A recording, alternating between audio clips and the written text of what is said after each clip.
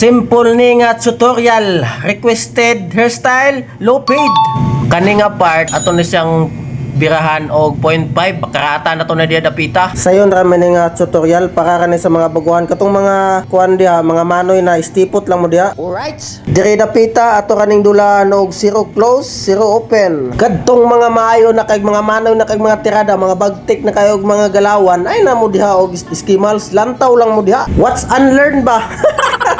Last tip na to, ato ka ng tirahan og zero close. Sa pagkatinuod lang, walay barbero nga maayo. Kay kitang tanang mga barbero, still learning ra gyapon ta. Okay, galabahan na dito daring dapita no. Kani atong labahan nato yung sentido kay para limpyo kog lutaw gyud og usay porma sa imong alot. Munay purpose anang labaha. Ato na siyang i-clipper overcome. Kani sa likod, sim process ra gyapon na sa feed ra gyapon ng tirada na to ana. Dire si babaw ato na siyang birahan og texturize para katong mga baga-baga sa may babaw ato na makuha to siya. Kay mo man request sa client na to, i-texturize ko no ibabaw balag mabubuan gamay. Kitay mahimuan ang mga istorya kay request man na sa tuang client. Kung sa request sa tong client ato ka po siyang sundon. Tuara gipalpagan naman sa kanahan nga wa pa makunahuman direct voice over.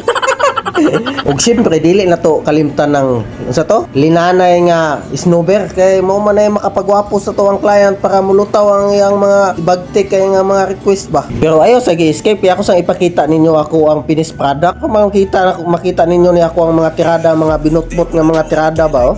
Kadtong wala ganahay sa akong trabaho, pwede ra mo comment sa kuang comment section kay akong maibalaan ako ug ma-improve na ako ang trabaho ba kay kitang tanang mga barbero wala pa may maayo na tugod kay kitang tanan ka practice ra gyapon ta adlaw-adlaw.